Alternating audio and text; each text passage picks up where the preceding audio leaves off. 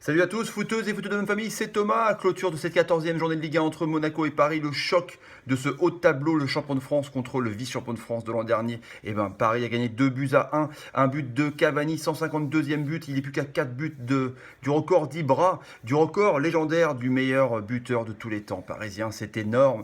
Deuxième but sur penalty de l'ami Neymar et un but de Moutinho à la 81e minute. On a cru que Monaco allait faire le coup, allait faire un peu le hold-up et allait revenir à 2 buts partout à la fin. D'ailleurs, grâce à Mbappé qui a tout raté ce soir. C'était écrit dans les dieux du foot, c'est écrit dans le bouquin que pour son retour sur le rocher, KM29 allait tout foirer et même faire un cadeau à ses anciens potes monégasques. Sur le match lui-même, grosse possession parisienne dans ce milieu à 3. Donc on voit que Emery a enfin décidé qu'il allait mettre en troisième élément, le facteur manquant pour casser les lignes dans ce milieu de terrain. Donc Verratti toujours là, hein. Rabiot en numéro 6, ça y est, commence vraiment à redescendre et à prendre le patronat, le siège du numéro 6. C'est un peu à la Pirlo, on voit que Rabiot a vraiment du talent, on redit à chaque fois dans les vidéos, tout le monde le redit dans les médias, mais c'est son poste, il rayonne là, il voit le jeu, il accélère. D'ailleurs, c'est lui qui accélère pour le premier but. Il lance parfaitement sur une longue passe Draxler qui est énorme et qui lance après Cavani. Et Cavani trompe du pied droit. La mise sous Basic, c'était énorme. Voilà.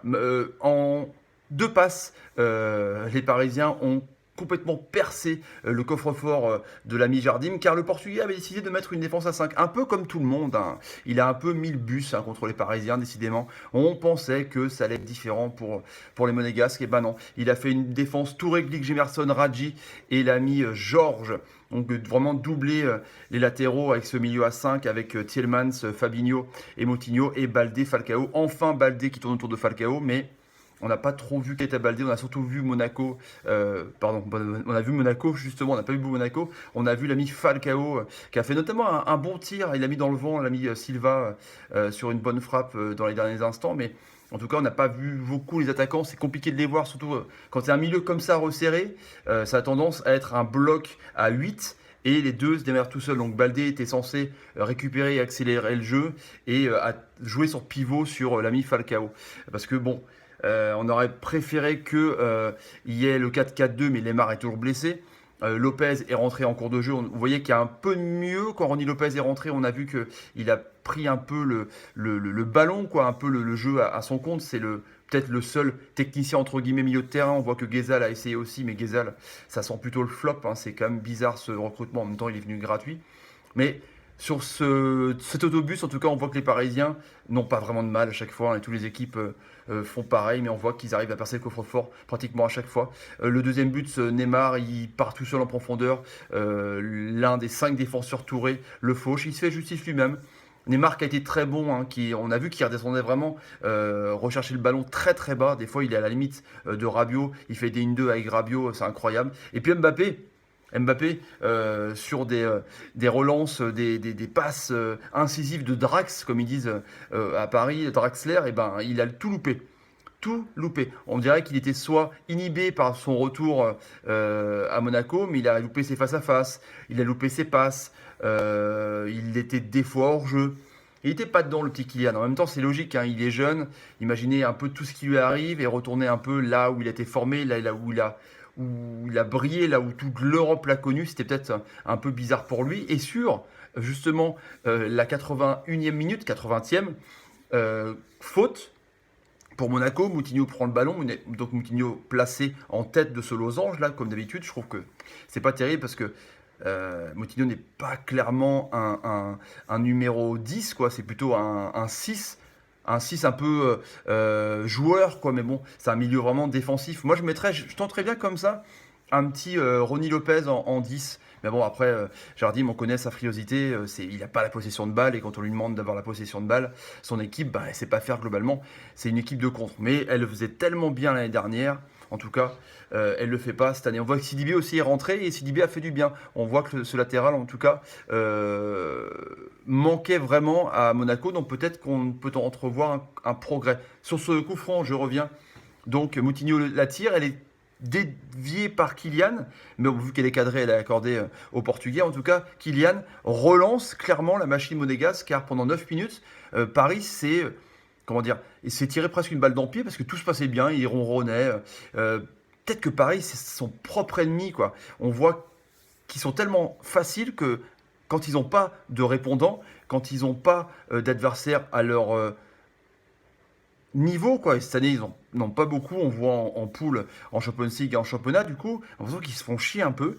Donc, ils font tourner le ballon et ils se font pas à l'abri d'une connerie. Donc là, par exemple, ce pseudo CSC de Kylian Mbappé, du coup, ça relance un peu, ça remet un peu psychologiquement dans le bon vent les Monégasques qui essayent, qui ont quelques comptes, quelques centres, mais qui sont beaucoup trop maladroits. Je parlais de cette frappe de Falcao. Elle aurait pu partir mieux s'il avait été un peu plus seul pour pouvoir enrouler, mais elle est vite captée par le gardien parisien, parce qu'il s'est quand même mis dans le vent un peu la défense Marquinhos Silva. Mais voilà, on a senti Monaco qui pouvait le faire. Mais c'est surtout Paris qui a donné un peu les clés du genre, bon allez, on vous fait un cadeau, on va relancer un peu le suspense, on va essayer d'exciter un peu nos supporters pour voir un petit peu un bon scénario, quoi, un petit rebondissement. Et ben non, en fait, non, ça l'a pas fait du tout, parce qu'il y a eu quelques contres aussi pour Paris, mais encore un pour Kylian, notamment, qui était hors jeu en tout cas. Voilà, match choc bizarre parce que Monaco n'a pas vraiment eu de répondant, sauf ce cadeau des Parisiens. 66-34 la possession, donc Monaco a attendu clairement, hein, même si Jardim, après, en faisant sortir des défenseurs, a remis un quatuor défensif normal avec Sidibé, logiquement, qui a repris son poste.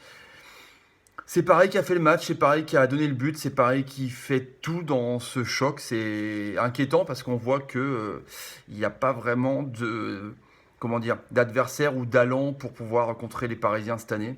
On voit donc que Monaco, mine de rien, glisse au classement.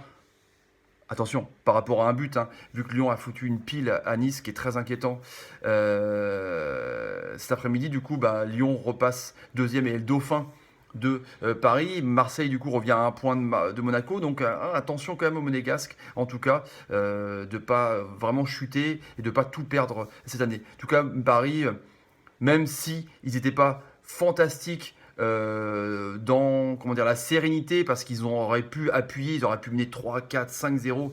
Heureusement qu'ils sont tombés sur un bon portier, un bon chauffeur de bus nommé Subasic. Mais en tout cas, bon, bah, petit match, quoi. On voit que c'est une grande équipe, ils arrivent à gagner en gérant tranquillement, même s'ils ont un accro ou pas. En tout cas, c'est vraiment impressionnant. La MCN a régalé, il y a eu des beaux gestes, c'était cool.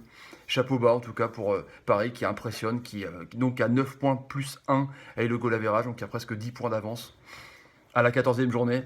Ça fait vraiment mal déjà. En tout cas, c'est comme ça. Voilà les amis, donc si vous avez kiffé la vidéo, n'hésitez pas, hein, ça fait plaisir de lâcher un petit pouce bleu et vous abonner à la chaîne, là, sur ma tête, là, la même tête qui est ici. Là. Ouais, ouais. Et demain, le grand décrassage en direct sur Twitch à 17h et en rediff vers 18h30, 19h. On reviendra notamment sur ce match Monaco-Paris, sur tout ce qui s'est passé. Hein. Lyon, la déroute de Nice, la déroute de Lille. Et voilà les amis, ciao ciao, allez, salut, salut. Paris quand même, vraiment facile. Hein.